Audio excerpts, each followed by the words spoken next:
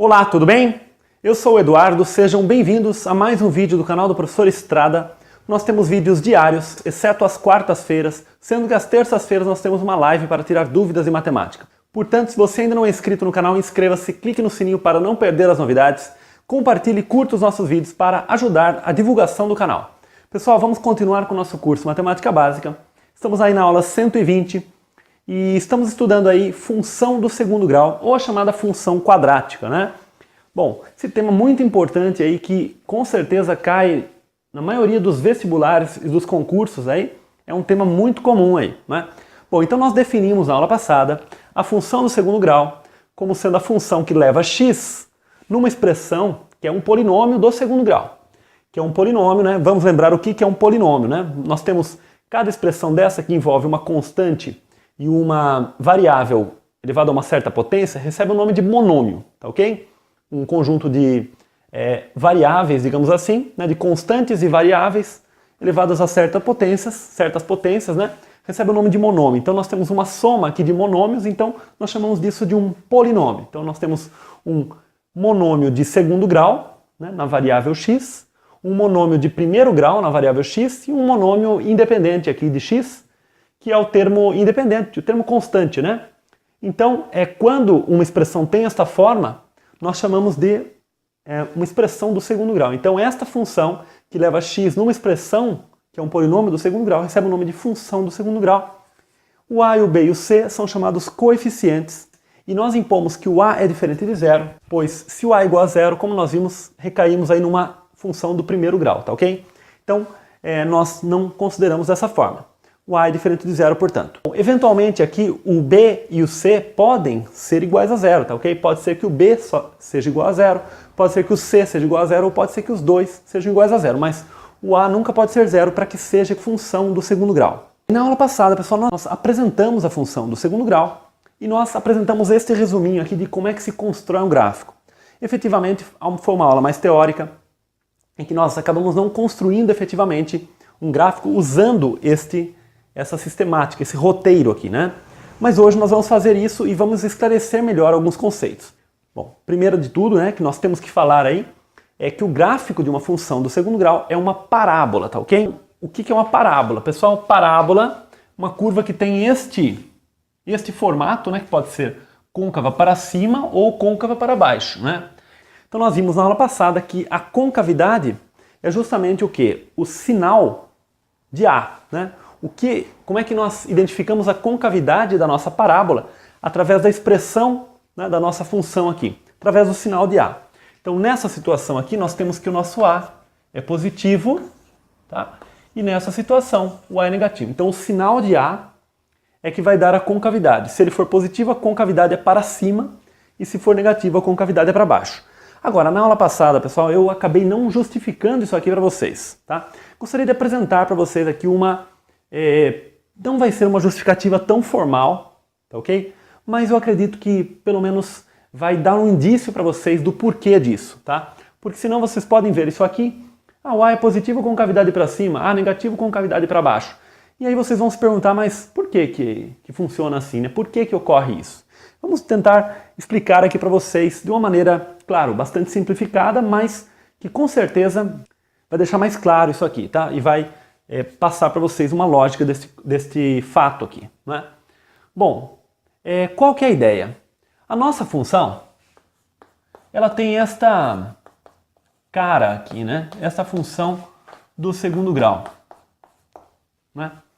O que nós devemos perceber aqui é o seguinte: primeiro, o formato dela é parabólico, tá? Formato de uma parábola, que é um desses dois formatos aqui. Ok, mas nós não sabemos ainda, digamos que nós não saibamos ainda o que influencia aqui no sinal de A, né?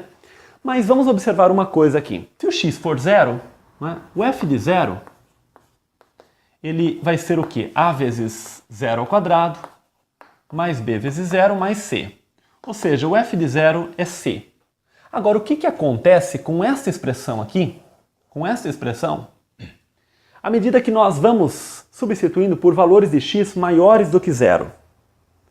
Bom, pode ser que ela aumente ou pode ser que ela diminua, tá? E quando nós substituímos por valores menores do que zero, também pode ser que aumente ou pode ser que diminua. né? Para saber o ponto em que ela vai só aumentar ou só diminuir, vai ter a ver com o vértice aí que nós já vamos falar, mas como nós não sabemos ainda disso, vamos admitir apenas isso, tá? Se nós substituirmos aqui por valores maiores do que zero, eventualmente pode ser que aumente ou diminua, e valores menores aumentem ou diminua. Vamos pensar primeiro no caso A maior do que zero. Digamos que aqui está o nosso zero, né? No eixo das abscissas, aqui estaria o nosso zero. Então, quando nós substituímos o x por valores maiores do que zero, então a função começa a diminuir. De qualquer modo, a partir de um certo ponto ela começa a aumentar.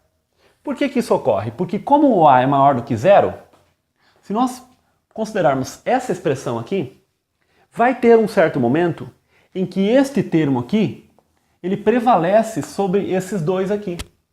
Por quê? Porque por mais que esses aqui sejam eventualmente negativos, sejam muito negativos esses daqui, como aqui nós temos um valor positivo ao quadrado, como esse valor está ao quadrado, à medida que ele aumenta, mas aumenta muito mesmo, vamos imaginar valores muito altos. Então a nossa função ela vai crescendo. Então existe um ponto aqui, né?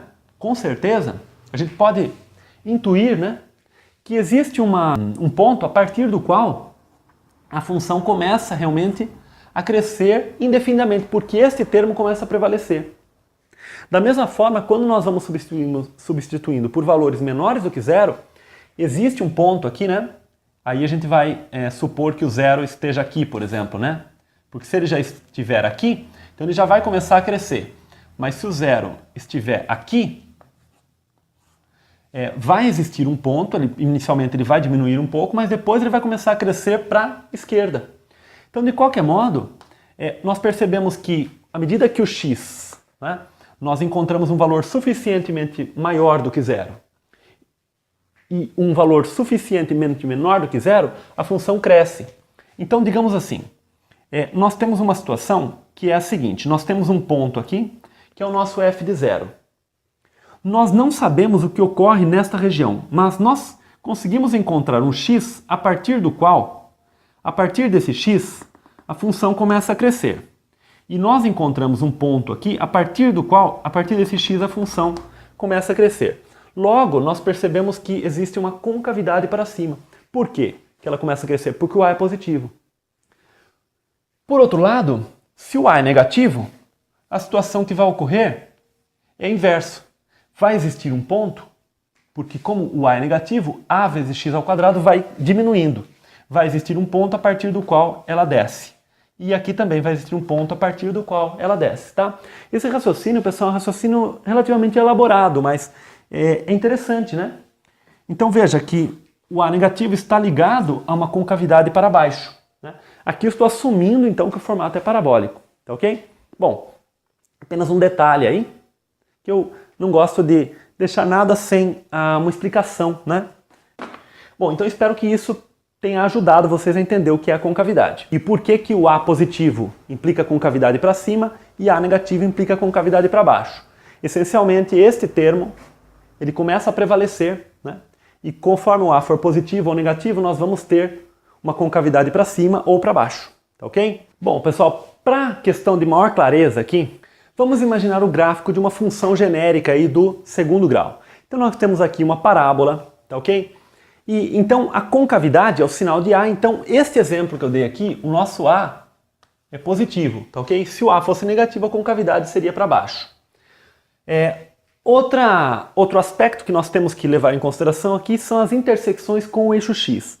As intersecções com o eixo x são as raízes de f de x igual a zero. Então nós consideramos f de x, que é ax² mais bx mais c igual a zero. Resolvendo essa equação, nós encontramos x1 e x2 como raízes, tá ok? Esse x1 e x2, eles aparecem aqui.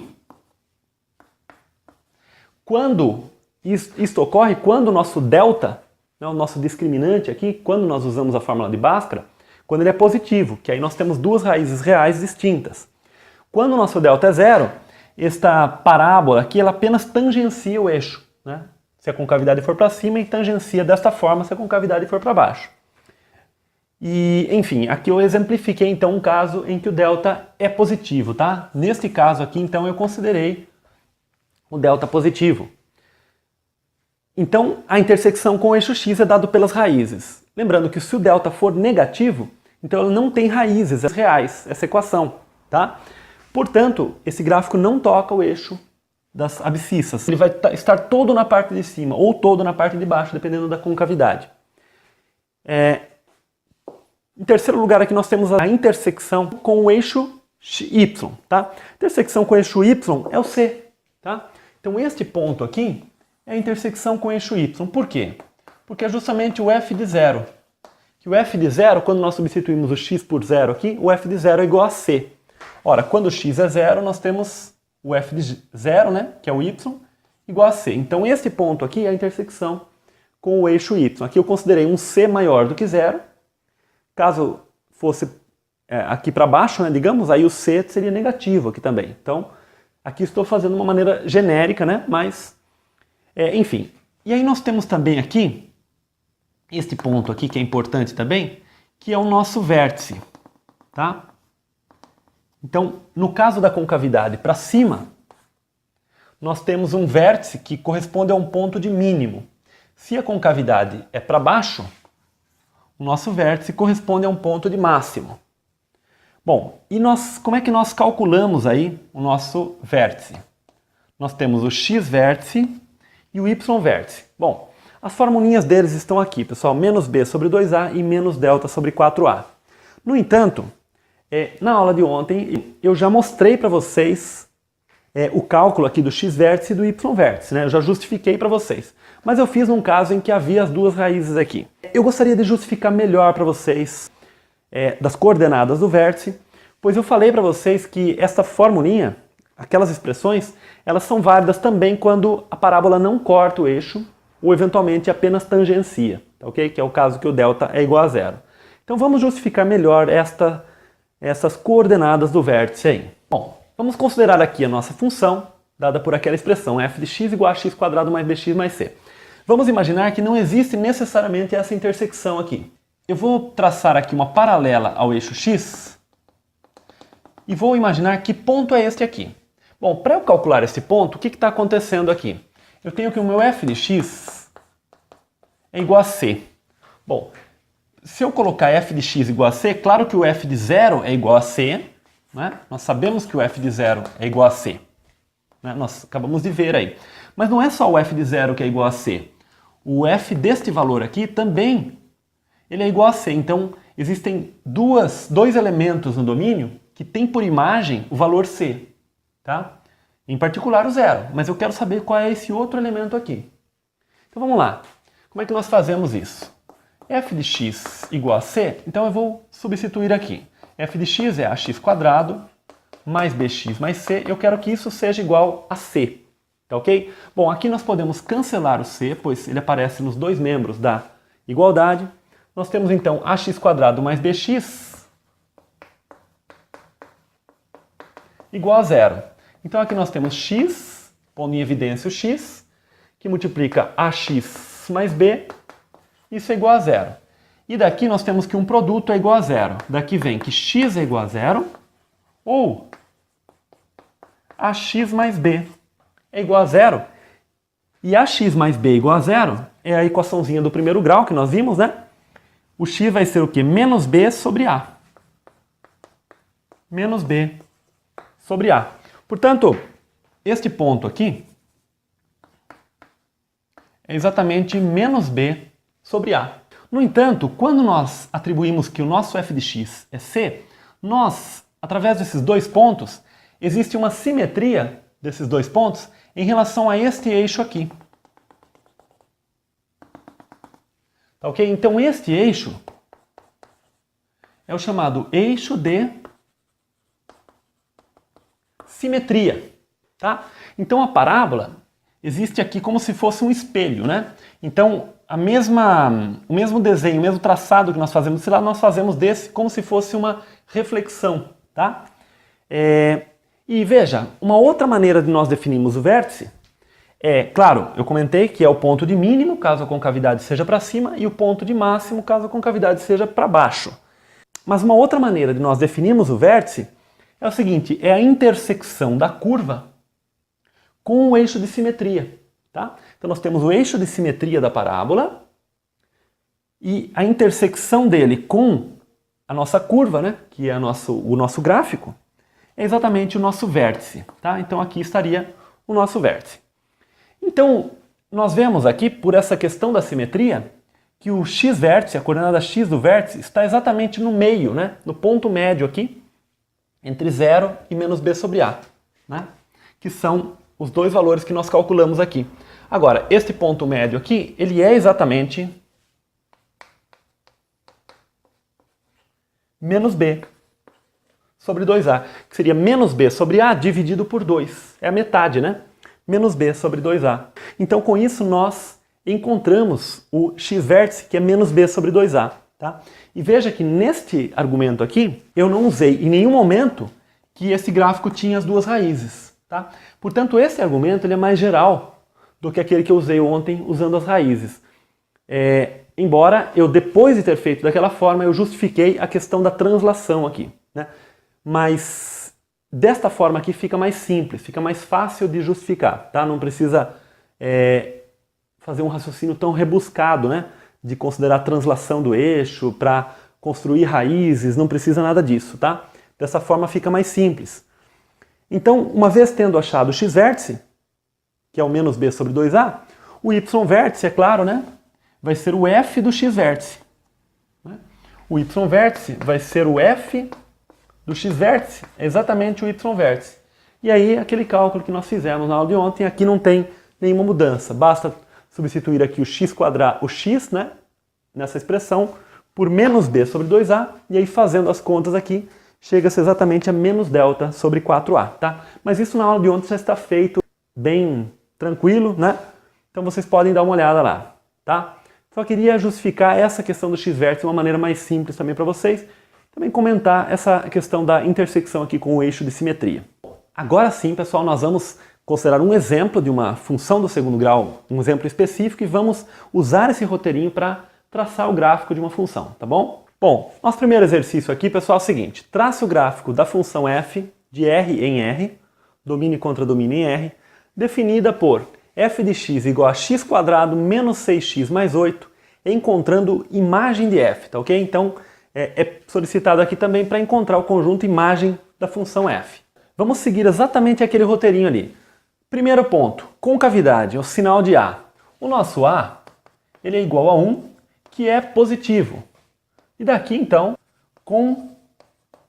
concavidade para cima. Tá? Então aqui nós já concluímos esse aspecto. Segundo ponto, a intersecção com o eixo x. Bom, primeiro vamos fazer o seguinte. Nós igualamos x quadrado menos 6x mais 8 igual a 0. Na resolução da equação do segundo grau, nós aprendemos a pensar também por soma e produto. No entanto, como no item 4 aqui nós vamos precisar do delta para encontrar o vértice, eu vou usar a fórmula de Bhaskara mesmo aqui, tá ok? Então vamos lá. Então o nosso delta é b quadrado menos 4ac, lembrando aqui que o nosso a, b e c são dados por o a é 1, o b é menos 6 e o c é 8. Então o nosso delta vai ser o quê? B quadrado, ou seja, menos 6 ao quadrado, menos 4 vezes A, vezes C, que é 8. Menos 6 ao quadrado dá 36, menos 4 vezes 1, 4, 4 vezes 8, 32, e é igual a 4. Então, nosso delta é igual a 4, portanto, o nosso x é menos B, mais ou menos raiz de delta, sobre 2a. Agora nós substituímos os valores, menos 6, mais ou menos raiz de delta, ou seja, raiz de 4, sobre 2 vezes 1, né? Pois o a é igual a 1. Continuando aqui em cima, nós temos o seguinte, nosso x é igual a 6, mais ou menos 2 sobre 2. Bom, daqui nós temos duas possibilidades. Nosso x1 vai ser 6 menos 2 sobre 2. Eu vou fazer direto, 6 menos 2 é 4, 4 sobre 2, 2. E o nosso x2, 6 mais 2 sobre 2. 6 mais 2, 8, sobre 2, 4. Então as nossas raízes são 2 e 4. Terceiro item. O terceiro item, intersecção com o eixo y. Intersecção com o eixo y, nosso c. Nosso c, então, é igual a 8. Tá ok? Nosso c é igual a 8. E por fim, nós temos o nosso vértice. Nosso x-vértice é menos b sobre 2a, ou seja, menos 6 sobre 2 vezes 1. Menos 6 é 6 sobre 2, vai dar 3. E o nosso y-vértice é menos delta sobre 4a. Aí que vem a vantagem aqui de nós já temos calculado o delta aqui igual a 4, tá? Então aqui ficou menos 4 sobre 4 vezes a. 4 vezes 1. Menos 4 sobre 4, isso vai dar menos 1. Então, nosso y-vértice é menos 1. Pessoal, aqui cabe um detalhe muito importante, que muitos deixam passar despercebido, que é o seguinte. Quando nós calculamos esse delta, eu falei para vocês que seria interessante aqui nós calcularmos pela fórmula de Bhaskara, porque nós íamos usar o delta aqui no cálculo do y-vértice. Tem que se tomar muito cuidado com essa utilização aqui. Em algumas situações, por exemplo, esta nossa função aqui, digamos que todos os coeficientes aqui sejam múltiplos de 2, por exemplo. Todos os coeficientes sejam pares, né? Aqui aparecesse um 2, aqui fosse menos 12 e aqui fosse mais 16. Tá? Na hora de se calcular as raízes, pessoal, na hora de obter esta equação, nós poderíamos ter dividido essa equação por 2 e caído nesta equação de tal maneira que as raízes seriam as mesmas. E estaria correto. Tá ok? No entanto, a nossa função, o fato de aparecer todos os coeficientes multiplicados por 2, ia alterar o nosso gráfico. Por conta disso, o delta que nós teríamos que utilizar aqui no nosso y-vértice teria que ser o delta com base nos coeficientes da nossa expressão original da função. Tá ok? E não o delta que nós eventualmente tenhamos utilizado aqui. Tá? Então tem que tomar cuidado com isso. Se para resolver essa equação, né? Quando nós igualamos a zero para achar a intersecção com o eixo x. Nós eventualmente, num processo aqui para simplificar, nós dividimos todos os membros por uma determinada constante. Obtemos uma outra equação que tem as mesmas raízes. Tá ok? Para achar as raízes está tranquilo. No entanto, nós, nesse cálculo dessa nova equação, que tem as mesmas raízes, o delta muda. Tá? Muda o delta em relação à nossa expressão original.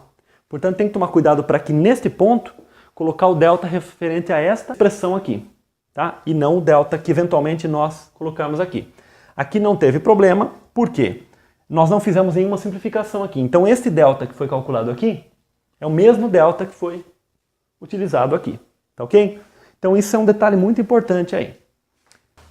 Bom, turma, eu apaguei agora aqui todos os cálculos que nós fizemos e somente reproduzir as informações que nós obtivemos a partir dos cálculos para ter espaço aqui para fazer o gráfico. Então nós concluímos aí que a concavidade da nossa parábola é para cima, nós encontramos as raízes, uma vez que o delta é positivo, nós temos duas raízes reais distintas, nós encontramos a intersecção com o eixo y, o eixo vertical, e nós encontramos as coordenadas do nosso vértice. Com essas informações nós já conseguimos esboçar o gráfico da nossa parábola. Eu vou procurar fazer esse gráfico, pessoal, com escala, tá ok? Então vamos lá. Cada quadradinho da minha lousa aqui vai ser uma unidade. Então, eu vou começar aqui pela nossa intersecção com o eixo vertical. Então aqui eu tenho 1, 2, 3, 4, 5, 6, 7, 8. Então, o gráfico corta o eixo vertical nesse ponto. Na verdade, ele corta para cima, né? Porque a concavidade é para cima. Então eu sei que o gráfico faz mais ou menos isto, ou isto, enfim, eu não sei exatamente onde aqui. Vamos trabalhar mais informações aqui. Agora nós temos as raízes, que são as intersecções com o eixo x. 2 e 4. Fazendo na escala aqui, 2 aqui e 4 aqui. E o nosso vértice é o ponto 3, menos 1. Então veja que o nosso vértice é 3 aqui, entre 2 e 4, 3 aqui e menos 1 aqui. Então aqui está o nosso vértice. Note uma coisa, né? Tem um detalhe interessante, que nós tendo achado o vértice aqui e as raízes aqui, automaticamente nós já descobrimos que a concavidade é para cima. Então, essa primeira informação ela acaba sendo consequência desses outros cálculos também. Mas é sempre importante, eu recomendo sempre seguir esse roteiro, porque tem situações, por exemplo, quando o delta é negativo, que nós precisamos saber aí a concavidade, porque não vamos ter essas intersecções aqui. Então, mas de qualquer modo o ponto C já vai nos ajudar também. Mas de qualquer modo eu recomendo que vocês sigam esse roteiro aqui. Então veja só, nós temos justamente esta situação aqui, né? É uma parábola, né? Então mais ou menos esse formato aqui. E ela vai cortar ali, naquele ponto C, ela vai cortar. E ela vai, aqui está o nosso eixo de simetria, né? E ela vai fazer o mesmo desenho para o outro lado. Né? Fiz mais ou menos aqui, né? Então é sempre um esboço, tá? Então veja, aqui então agora nós colocamos os valores, que nós temos então o 2 aqui, aqui o 3 e aqui o 4. E aqui temos o menos 1, e aqui nossa origem 0. E aqui o nosso C igual a 8, né? Nosso eixo Y. Então veja, esse é o esboço da nossa parábola, tá? Então aqui nós temos o nosso eixo de simetria, tá? Então o mesmo desenho que nós fizemos deste lado, nós fizemos deste. E esse desenho está o mais exato possível, né? Dentro das possibilidades de fazer manualmente, porque nós fizemos com a mesma escala nos dois eixos. É por isso, pessoal, que muitas vezes nós não seguimos a mesma escala nos dois eixos, porque veja que desta forma acaba ficando muito espremido. De fato é a realidade, o gráfico é assim. Se nós usássemos uma escala um pouco maior neste eixo, ele ia ficar um pouco mais aberto e visualmente ele ficaria mais interessante. Mas não deixa de ser interessante também nós vermos como é que o gráfico é na realidade, tá? Por isso que eu quis fazer esse gráfico com a escala certinho para vocês, tá? Então esse seria o gráfico da nossa parábola. Então usando essas informações, nós construímos o gráfico. Então vejam que a concavidade é para cima, né? Nós temos as raízes, que são as intersecções, nós temos a intersecção com o eixo Y, e nós temos o vértice, né? Que é o ponto, nesse caso aqui, um ponto de mínimo, né? É o menor valor. Então, quer dizer, menos 1 é o menor valor da função. E também o exercício pediu para encontrar a imagem da função. Bom, a imagem, pessoal, é o seguinte. Nós acabamos não discutindo a imagem na teoria, a imagem da função do segundo grau, mas ela não é difícil. Por quê? O menor valor possível é menos 1. E aí todos os outros valores estão na nossa imagem, né? Todos esses valores aqui pertencem à nossa imagem. Por quê? Todos eles, existe sempre um x que leva naquele valor. Por exemplo, este valor aqui, né? Se nós tomarmos este x aqui, ele tem por imagem esse valor, né? O menor valor é esse aqui. Tal que quando nós tomamos o x vértice e calculamos a função, resulta esse valor, mas nunca nós conseguimos atingir um valor menor do que o mínimo aqui, né? Por isso a definição de mínimo, né? Então veja, nós não temos nenhum elemento no domínio que leve em valores menores do que menos 1, né? Então aqui no caso, pessoal, nós podemos escrever a nossa imagem como sendo o intervalo fechado em menos 1, que vai até mais infinito. Então do menos 1 até o mais infinito. Ou então o conjunto dos elementos y e r, tais que y é maior ou igual a menos 1. Então todos esses valores pertencem à nossa imagem. Esses valores que estão aqui para baixo, eles pertencem ao nosso contradomínio. Mas eles não pertencem ao conjunto imagem. Ok? Não tem nenhum valor no domínio que leva nesses referidos valores aí. Pessoal, nosso segundo exemplo agora vai ser o seguinte. Traça o gráfico de f de r em r definida por f de x igual a menos 2x² menos 1, encontrando a imagem de f. Bom, agora nós temos essa expressão aqui, menos 2x² menos 1. Então, vamos começar da mesma forma. Então, quanto à concavidade, o nosso A, nesse caso, ele é igual a menos 2, que é negativo. tá? Então, aqui nesse caso, a concavidade é para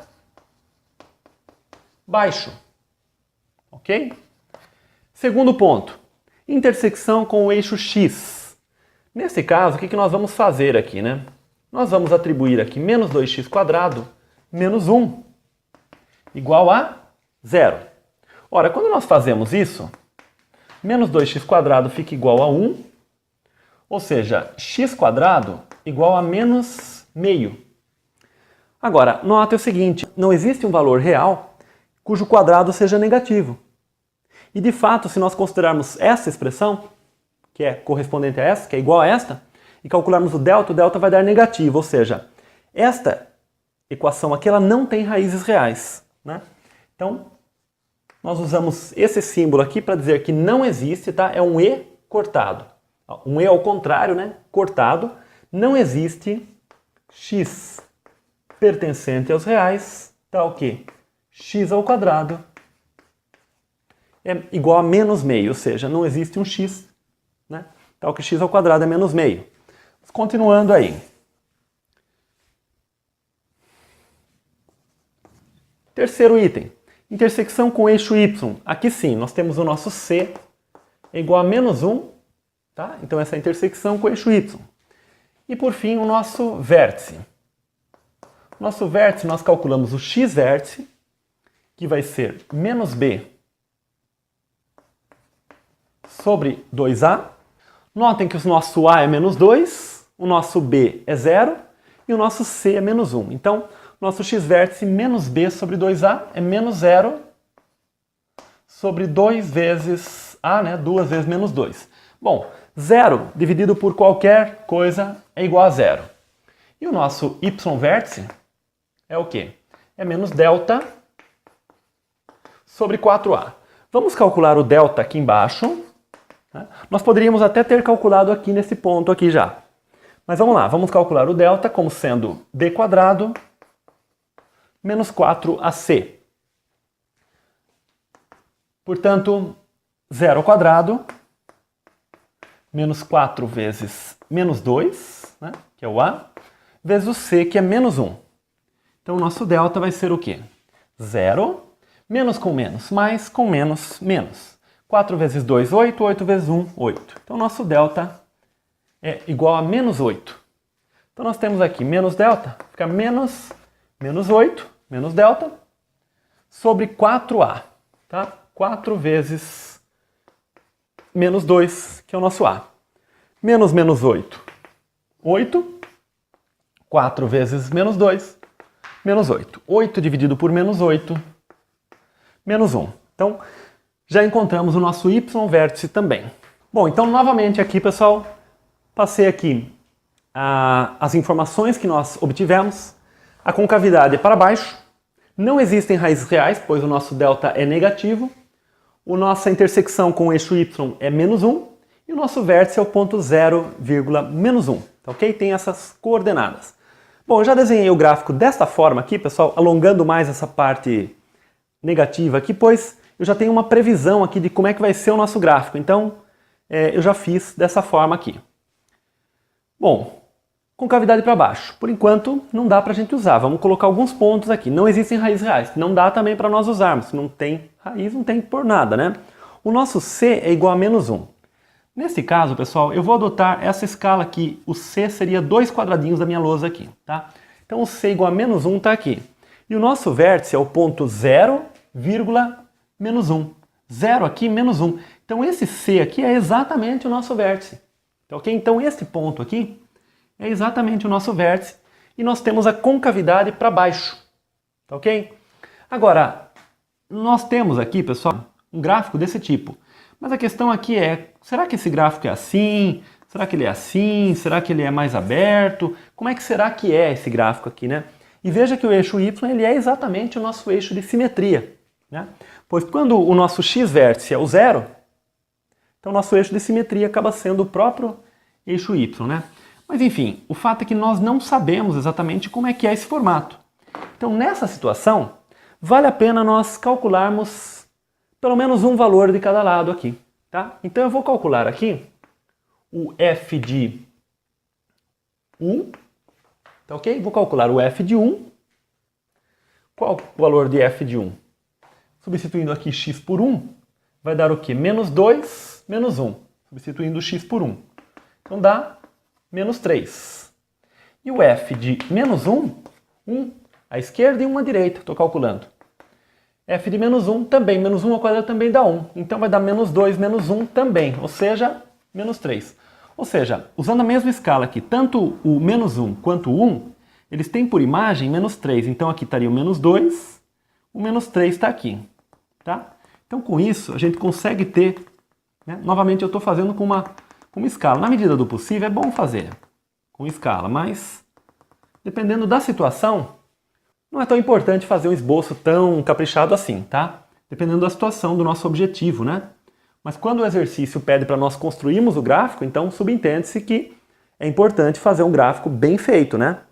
Agora, quando o nosso exercício, ao longo dele, nós temos que construir o gráfico para tirar uma outra conclusão, então aí o gráfico acaba sendo apenas acessório aí, né? Então tem que ter esse bom senso aí também.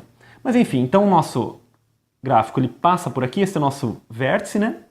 E ele passa por esses pontos aqui. Então nós temos esse formato aqui, né? Para o gráfico.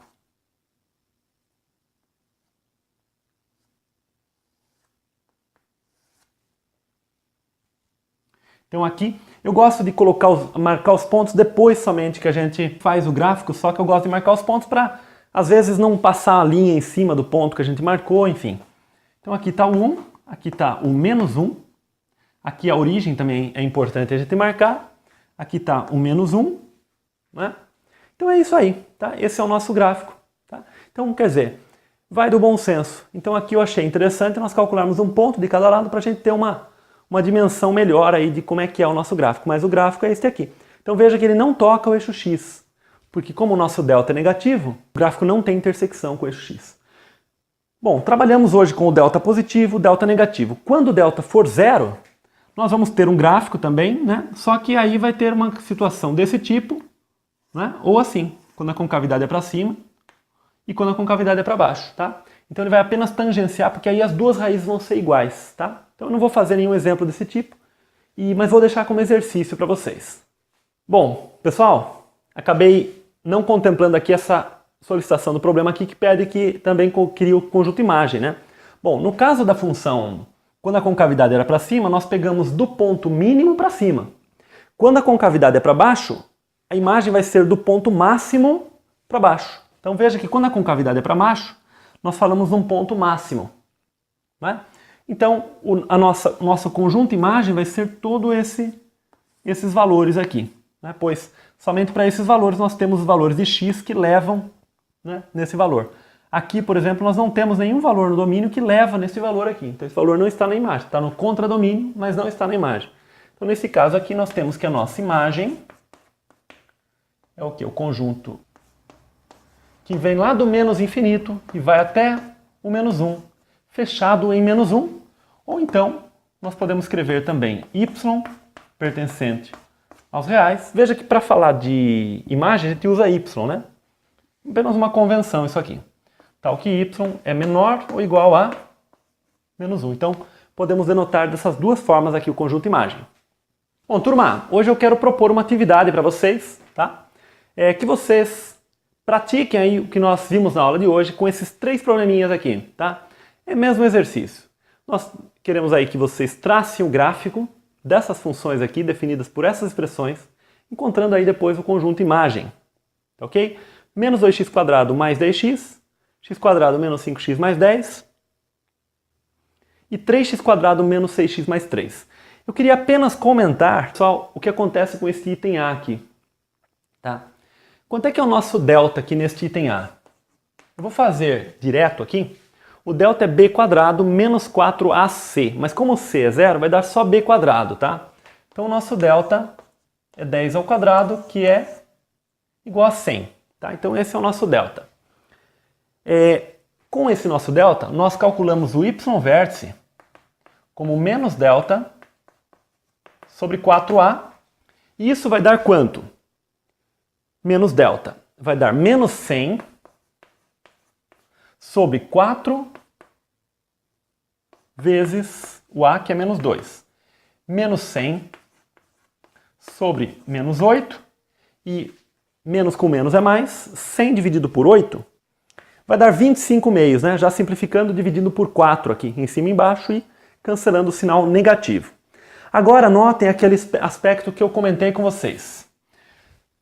No segundo passo aqui, nós temos que encontrar as raízes. Então, eventualmente, nós vamos igualar menos 2x² mais 10x a zero. Eventualmente, pode ser que, pelo fato dos dois coeficientes aqui serem números pares, nós dividimos esta equação por 2. Então, vamos ficar com menos x² mais 5x igual a zero, porque o zero nós dividimos por 2 também. Ok. Se nós calcularmos o delta desta nova expressão, nós vamos ter delta igual a b² menos 4ac, mas o c é zero. Então, o delta vai ser 5², que é 25.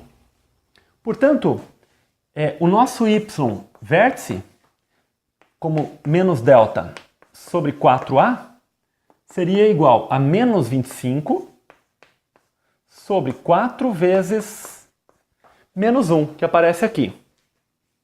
Ora, isso aqui vai dar 25 quartos, que é diferente de 25 meios. Percebe? Então, este é o aspecto que eu comentei com vocês. Então, está errado fazer assim. Porque onde é que está o erro aqui? Esse delta que tem que ser usado aqui para o nosso y vértice tem que ser o delta da nossa expressão original.